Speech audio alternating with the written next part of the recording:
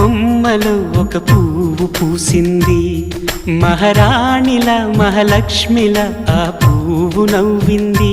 అలాగే నవ్వుతూ ఉండాలని నింగి నేల వాగు వంక చెట్టు చేమ గువ్వ గూడు ఆశీర్వదించాయి.